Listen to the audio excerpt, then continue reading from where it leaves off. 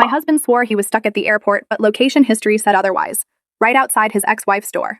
I stared at the blue dot on my phone, refreshing it every few seconds like somehow the app was glitching. It wasn't. For the past 3 hours, while he'd been texting me about delayed flights and gate changes, that little dot hadn't moved from Willow Creek Drive, the same address I'd seen on old mail before we got married. It started innocently enough. Dad called asking if we could postpone Sunday dinner because Garrett had a late flight. I'd said sure, no problem, and offered to track his flight to see when he'd land. That's when I noticed his location sharing was still on from our ski trip last month. Old habit from when we used to coordinate pickups. The dot showed him at O'Hare. Perfect. Except his flight was supposed to leave from Midway. I waited to see if he'd notice and correct himself. He didn't. 20 minutes later, he texted about grabbing Starbucks at his gate. I pulled up O'Hare's terminal map. The Starbucks he described didn't exist. Then the dot moved. Not toward any airport. Toward the suburbs. Toward an address I'd only seen once, 2 years ago, when I was helping him organize files for tax season. His ex-wife, Nadine. They'd been divorced for 5 years before we met. He rarely mentioned her, said it ended amicably, no drama. They had no kids, no reason to stay in touch. At least that's what I thought. I sat in our living room watching that blue dot stay perfectly still while my husband sent increasingly detailed lies, mechanical issues, reboarding delays. I played along, sending sympathetic emojis, asking if he needed me to call the airline. The whole time, my finger hovered over the call button. Part of me wanted to hear what excuse he'd create if I caught him. The other part was terrified of what the truth might be. Then I remembered last Tuesday. He'd come home late from the gym, showered immediately, and been glued to his phone all evening. 2 weeks before that, he'd had an overnight work trip that he'd been vague about. How many times had that blue dot told a different story than his mouth? I opened our shared credit card statement. Nothing unusual at first. Then I saw it. Monthly charges to the same florist. Every third Thursday for the past 6 months. I'd never received flowers on Thursdays. I checked my calendar. Today was Thursday. The blue dot finally moved. I watched it travel down Willow Creek, turn onto the main road, and head toward the highway, toward Midway Airport. 12 minutes later, my phone rang. Hey babe, finally boarding. Should be home by midnight. I could hear the smile in his voice. The same warm tone he used every morning when he kissed me goodbye. My throat tightened. That's great. Can't wait to see you. After we hung up, I sat in the dark living room of the house we'd bought together. The house where we'd talked about starting a family next year. I thought about confronting him tonight, demanding answers. But something stopped me. Instead, I opened my laptop and booked a same-day appointment with a divorce attorney for tomorrow morning. Then I logged into our bank accounts and quietly transferred half of everything into a new account under my maiden name. If he'd spent 6 months lying, I could spend one night preparing. My phone buzzed. His flight had landed. He'd be home in 40 minutes. I deleted my location history from today, cleared my browser cache, and crawled into bed, positioned myself like I'd been sleeping for hours. The lock turned at 12:47 a.m. I heard him set down his bag, kick off his shoes. His footsteps approached the bedroom. He slipped into bed beside me, and I felt his hand reach for mine. Love you, he whispered. I kept my breathing slow and steady. His thumb traced circles on the back of my hand, the same gesture he'd done 1,000 times before. The gesture that used to make me feel safe. Now it made my skin crawl. He fell asleep within minutes. I waited until his breathing deepened into that familiar rhythm before I carefully pulled my hand away. In the darkness, I turned my head just enough to see his face. He looked peaceful, content, like a man with nothing to hide. I didn't sleep at all that night. At 6:05 a.m., his alarm went off. He stretched, kissed my forehead, and headed for the shower like it was any other Friday morning. I listened to the water run while I pretended to wake up slowly. By the time he emerged, towel around his waist, I had coffee brewing, and was scrolling through my phone like I'd just rolled out of bed. How was the flight? I asked, my voice still scratchy with fake sleep. Exhausting. They kept us on the tarmac for an hour after we landed. He grabbed his mug, added cream exactly the way he always did. I'm sorry about dinner with your dad. We'll reschedule for next week. No worries. He understood. The lie came so easily to him. Not a single hesitation. Not a flicker of guilt. I wondered how long he'd been practicing this. How many other lies I'd swallowed without question. He left for work at 7:30. I had my attorney appointment at 9. The law office was in a plain building downtown, the kind of place designed not to draw attention. The receptionist offered me water. I declined. My hands were already shaking enough without adding liquid to the equation. Attorney Phyllis Chen was in her 50s, with sharp eyes and an expression that suggested she'd heard every terrible story there was to hear. She listened without interrupting as I showed her everything. The location data. The credit card statements. The pattern of lies. How long have you been married? She asked. 3 years. Together for 5. Any children? No. We were waiting. I heard the bitterness in my own voice. He said he wanted to be more financially stable first. Phyllis nodded, making notes. Do you own property together? The house. Both our names on the mortgage. He put down the larger down payment.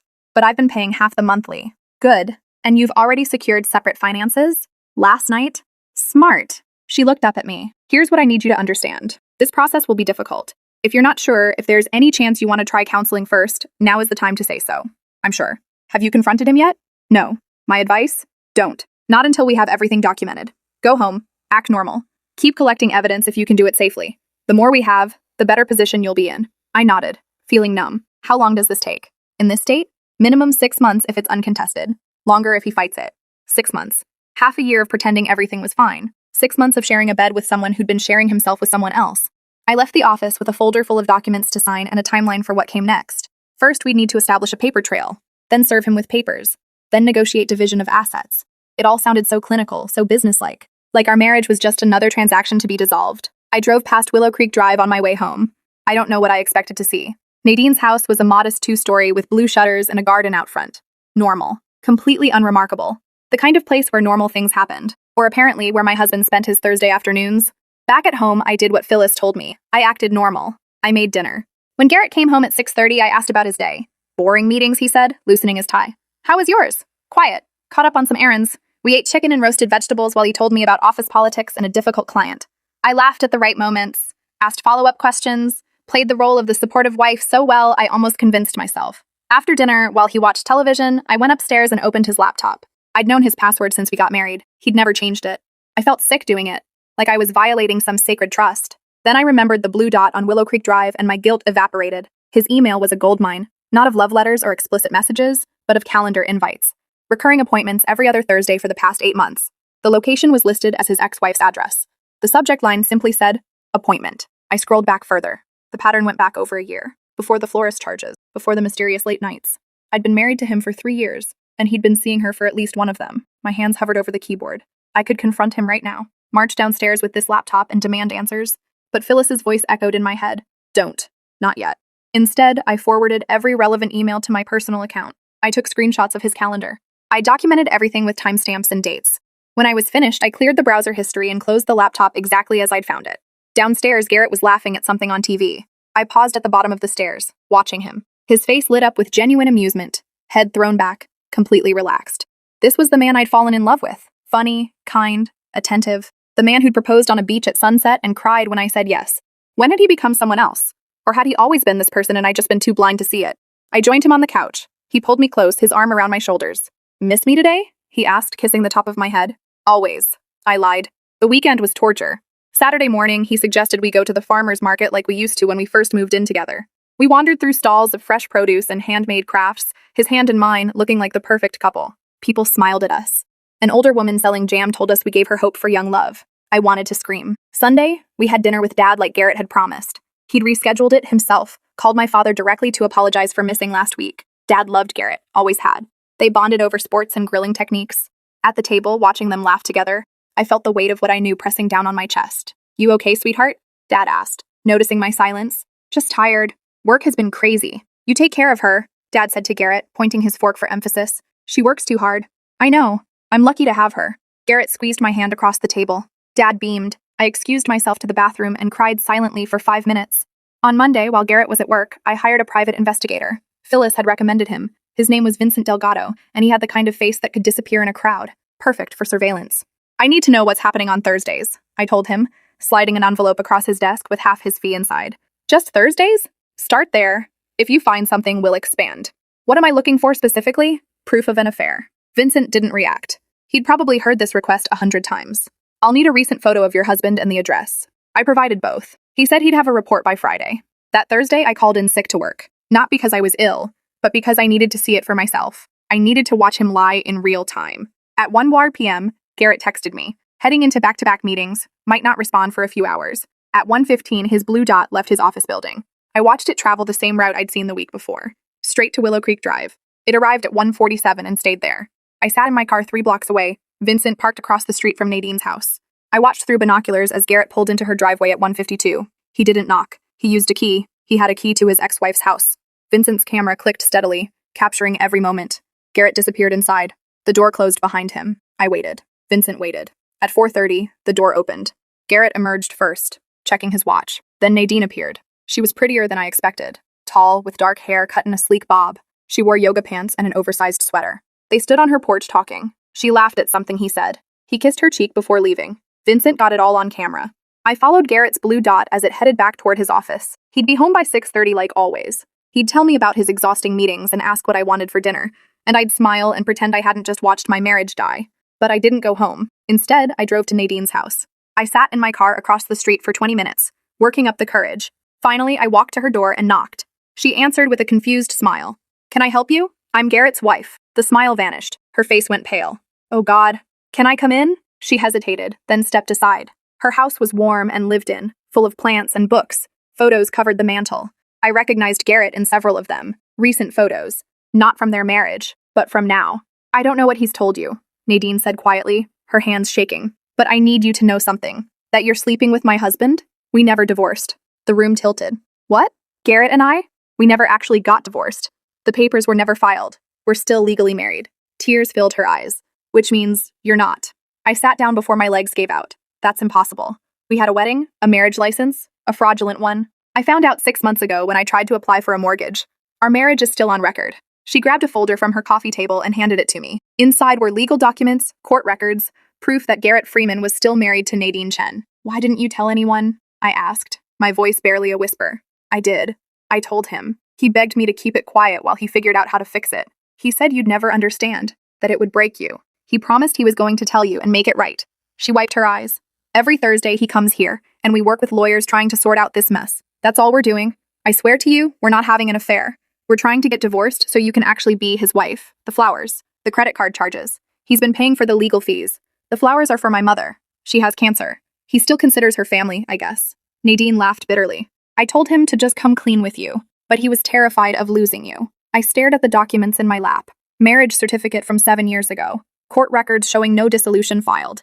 Every word on these pages made my reality crumble a little more. I know this is a lot, Nadine said softly, and I know I'm probably the last person you want to hear this from, but I need you to understand. I don't want him back. I moved on years ago. I'm actually engaged to someone else, and I can't marry him until this gets resolved. She showed me a ring on her left hand. Simple, elegant, nothing like the elaborate diamond Garrett had given me. The diamond that apparently meant nothing legally. How long did he think he could keep this secret? I asked. He thought it would be resolved by now. The paperwork got complicated because we owned property together in 3 states. Every time we get close to finishing, something else comes up. More forms, more signatures. She sat down across from me. I told him last month that I was done hiding this, that he needed to tell you regardless of whether we'd finalized everything. He said he would. He didn't. I know. I'm sorry. I looked at her, really looked at her. She wasn't the villain in this story. She was just another woman Garrett had lied to. Another person caught in the web of his cowardice. Does he love you? I asked. No. He loves you. He talks about you constantly. It's actually annoying. A small, sad smile. He's terrified of losing you. That's why he's been so stupid about this. I stood up, clutching the folder. I need to go. What are you going to do? I don't know yet. Nadine walked me to the door. As I was leaving, she touched my arm. For what it's worth, I think you deserve better than someone who lies to protect himself, even if his intentions were good. I drove home in a daze. Not his wife. I wasn't his wife. Everything I thought I knew about my life was fiction. Our wedding had been theater. Our marriage license was worthless. Legally, I was nobody to him. Garrett came home at 6:30, right on schedule. He found me sitting at the kitchen table with Nadine's folder spread out in front of me, the blood drained from his face. Where did you get those? From your wife. Your actual wife. Let me explain. Don't. My voice was eerily calm. Don't say another word until I'm finished. He sat down slowly like I was a bomb that might detonate. I've spent the last week thinking you were having an affair. I hired an attorney, a private investigator. I documented everything, ready to divorce you. I laughed, though nothing was funny. Except I can't divorce you, because I was never married to you in the first place. I was trying to fix it before I told you. You've had over a year. How much more time did you need? The legal process is complicated. You lied to me. You stood in front of our families and friends and made vows that meant nothing. You let me believe I was your wife while you were still married to someone else.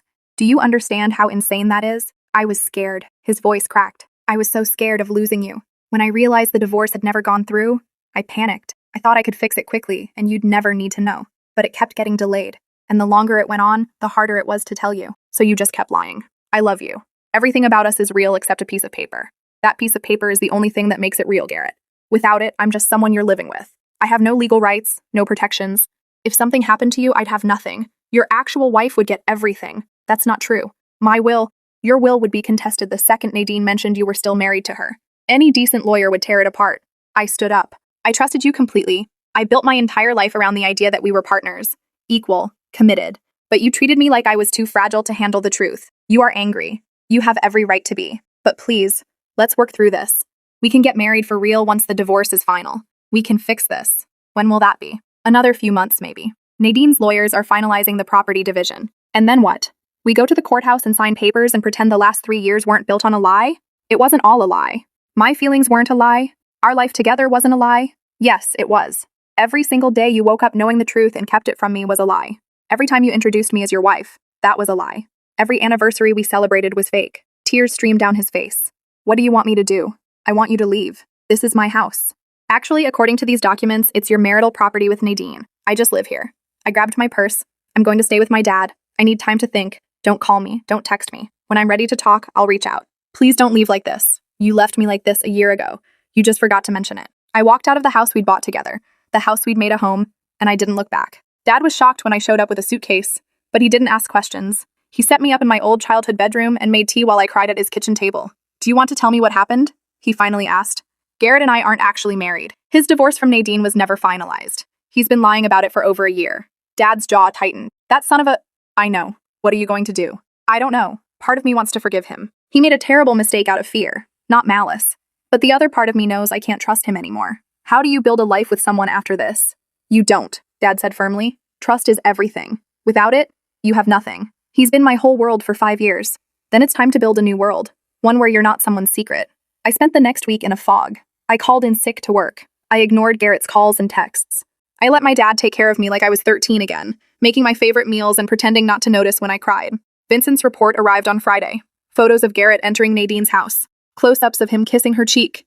Timestamps of his arrivals and departures. It was everything I'd asked for, except it meant nothing now. Phyllis called to check in. I explained the situation. Well, she said after a long pause, this is certainly a first for me. What are my options? Legally? You could sue him for fraud. You entered into a contract under false pretenses. You have damages, lost time, emotional distress, financial entanglement. And personally, that's not my area. But if you're asking my opinion, people who love you don't lie to you for a year. They don't let you believe you're building a future when the foundation is rotten. I thanked her and hung up. Garrett texted me every day. Long paragraphs about how sorry he was. How he'd do anything to fix this. How he couldn't lose me. I read them all and responded to none. On day 9, Nadine called. I hope it's okay that I'm reaching out, she said. Garrett gave me your number months ago for emergencies. What kind of emergency? The kind where he's been sleeping on my couch for a week and needs someone to talk sense into him? He's staying with you? He has nowhere else to go. And before you say anything, we have separate bedrooms. My fiancé is here too. It's all very awkward. She sighed. Look, I know I'm the last person who should be getting involved, but he's a mess. He's not eating, barely sleeping. He keeps saying he destroyed the best thing that ever happened to him. He did. I know. And you have every right to never speak to him again. But I also know what it's like to love someone who makes terrible choices. Sometimes they deserve a second chance. Sometimes they don't. Only you can decide which this is. Why are you telling me this? Because I spent 2 years married to someone who couldn't communicate, who made decisions for me instead of with me, and it destroyed us. If there's anything worth saving in your relationship, it's going to require both of you being brutally honest. No more secrets. No more protection. I don't know if I can trust him again. Then don't. Walk away with your head high. But if you're going to walk away, make sure it's because you truly want to, not because you're afraid of being hurt again. After we hung up, I sat in my childhood bedroom staring at the glow-in-the-dark stars on the ceiling. Dad had put them up when I was 8 and insisted on keeping them even after I went to college. He said they reminded him that good things could shine even in darkness. I thought about Garrett. About the man I fell in love with. The man who brought me coffee in bed every Sunday. Who learned to cook my grandmother's recipes after she died. Who held me through panic attacks and never made me feel weak. That man was real. I hadn't imagined him. But so was the man who lied to me for a year. Who made unilateral decisions about our future. Who valued his own comfort over my right to know the truth about my own life. Could both versions exist in the same person? And if they could, which one would I be choosing if I took him back? On day 12, I finally responded to his texts. We need to talk. Meet me at Lincoln Park tomorrow at 2 hour. He replied instantly. I'll be there. Thank you. I spent the next day rehearsing what I wanted to say. I wrote down key points, crossed them out, wrote them again. Dad watched me pace the kitchen and wisely said nothing. At 1:45, I drove to the park. Garrett was already there, sitting on our bench. The bench where he'd told me he loved me for the first time. He looked terrible. Unshaven, exhausted, like he'd aged 5 years in 2 weeks. I sat down, leaving space between us. Thank you for coming, he said. I need answers. Real ones. No more protecting me from the truth. Okay. When did you find out the divorce wasn't final? 14 months ago. I was updating my beneficiaries at work and discovered the error. Nadine and I both thought our lawyers had filed everything. Turns out there was a clerical mistake and the final papers never made it to the courthouse. And you didn't tell me because? Because we'd just gotten engaged. You were so happy. I thought I could fix it in a few weeks and you'd never need to know. I was stupid and selfish and wrong. What made it take so long? We owned properties in California, Oregon, and Illinois. Each state required separate filings. Plus, we had retirement accounts and investments that needed to be untangled. Every time we finished one piece, another complication emerged. Why did you keep going to her house? To meet with lawyers and sign documents. Everything required both our signatures. In person. He rubbed his face. I know how it looked. I know what you must have thought. I thought you were having an affair. I was planning to divorce you. I deserve that. I deserve all of it. The flowers? For her mother? She has stage 4 cancer. I've known her since I was 22. She's a good person going through hell. You could have told me that. I could have told you everything. I should have. But every week that passed made it harder. The lie got bigger and I got more scared. It was like watching an avalanche and being unable to stop it. We sat in silence. Children played on the playground nearby. A couple walked past holding hands. Normal people living normal lives without massive deceptions. I need you to understand something, I said finally. It's not just that you lied. It's that you made decisions about my life without me. You decided I couldn't handle the truth. You decided it was better to lie than trust me. That's not love. That's control. You're right. And I hate that I did that to you. Do you even understand why it's so bad? I've been living in a fantasy, planning a future that legally didn't exist. If something had happened to you, I'd have had nothing. No rights to our house, your insurance, your retirement. Nothing. Nadine would have gotten everything because she's your wife. I changed my will immediately when I found out. You're the sole beneficiary. A will that any judge would invalidate the second your legal spouse contested it. I know. I talked to lawyers. He looked shattered. I really didn't think that through. That's the problem. You didn't think any of this through. You just reacted out of fear and kept reacting until the lie consumed everything. What can I do? Tell me what I need to do to fix this. I don't know if you can. Please don't give up on us. I'll do anything. Couples therapy, individual therapy, whatever you need. I need time. I need space. I need to figure out if I can ever trust you again. How much time? I don't know. Months, maybe. And during that time, you can't pressure me. You can't show up at Dad's house or my work. You give me room to breathe and think. And then what? And then I decide if I want to try again. Or if I want to walk away and start over. With someone else? Maybe. Maybe I decide I'm better off alone. Pain flashed across his face. I can't tell you what to do, but I love you. I've loved you since the day we met. That's never been a lie. Love isn't enough, Garrett. Love without trust is just pretty words. I stood up to leave. He stood too. Can I hug you? He asked. I hesitated, then nodded. He wrapped his arms around me and I felt him shaking. Or maybe I was shaking. We stood there for a long minute, holding on to something that might already be gone. I'm sorry, he whispered. I'm so sorry. I know. I pulled away and walked back to my car. I didn't look back. If I had, I might have seen him standing there watching me leave, tears streaming down his face. But I needed to be strong. I needed to put myself first for once. The next month was a blur. I moved into a small apartment near work. Dad helped me move my things from the house while Garrett was at work. I left my key on the kitchen counter. Nadine's divorce was finalized 3 weeks after our conversation in the park. She texted me when it was done. You're free to marry him for real now, if that's what you want. I didn't know what I wanted. Garrett respected my boundaries. He didn't show up unannounced. He didn't flood me with messages. Once a week, he'd send a simple text. Thinking of you. Hope you're okay. Nothing more. I went to therapy. My therapist, Dr. Brennan, helped me untangle the mess of my feelings. The betrayal. The love. The anger. The grief. You're mourning, she explained in our 4th session. Not just the relationship, but the version of reality you believed in. That's valid. I feel stupid for not knowing. He worked very hard to keep you from knowing. That's not your failure. That's his. Part of me wants to forgive him. What's stopping you? Fear. What if he does something like this again?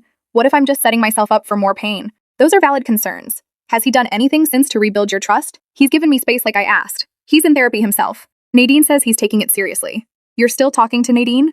Sometimes.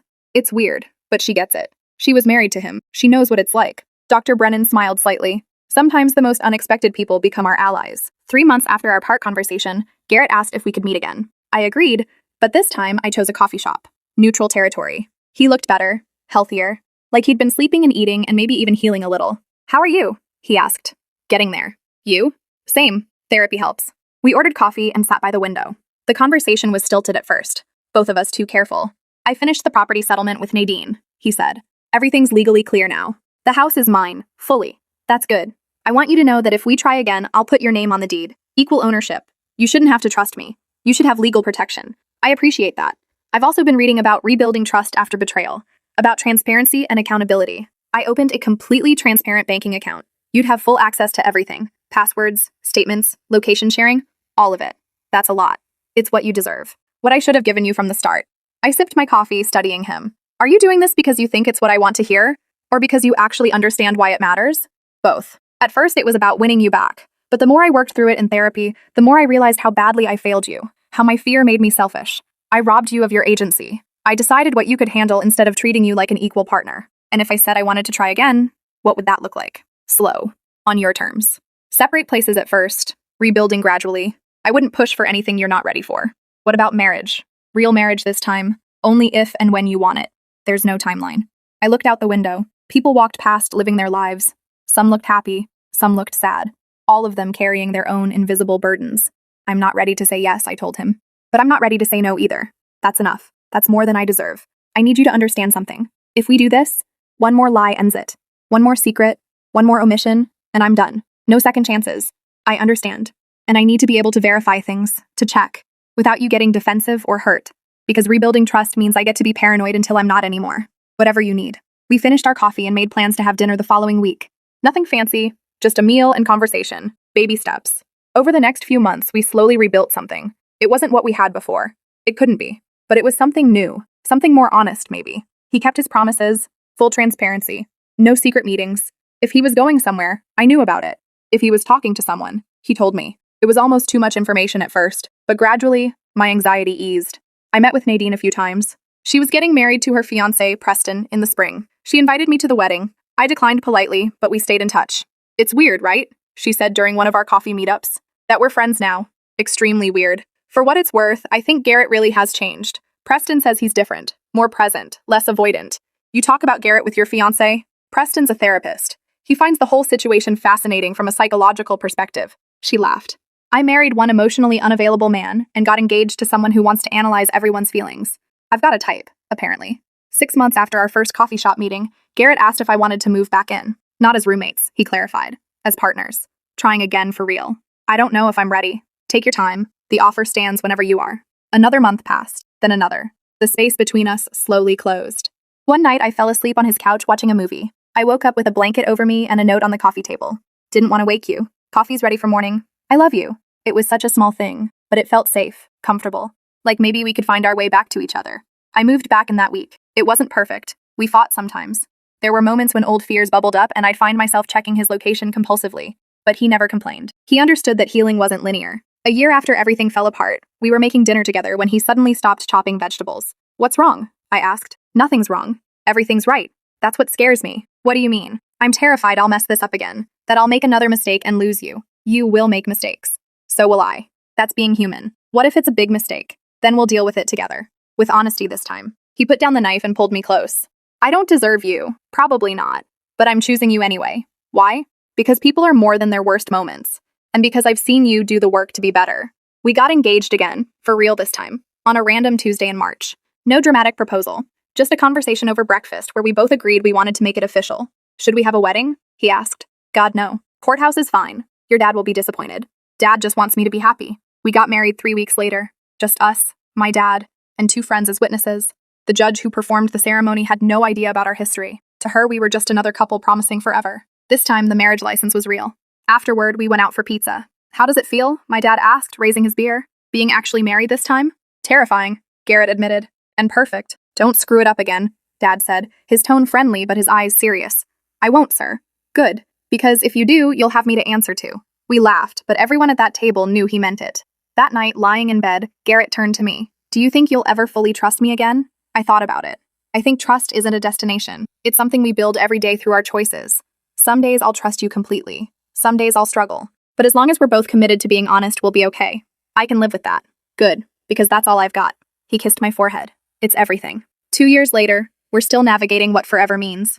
Garrett's in a better place emotionally. He's learned to communicate instead of hiding. I've learned that forgiveness doesn't mean forgetting, but it does mean choosing not to let the past poison the present. We see Nadine and Preston sometimes. They had a baby last year. It's strange watching my husband hold his ex-wife's child, but Preston and Garrett have become friends.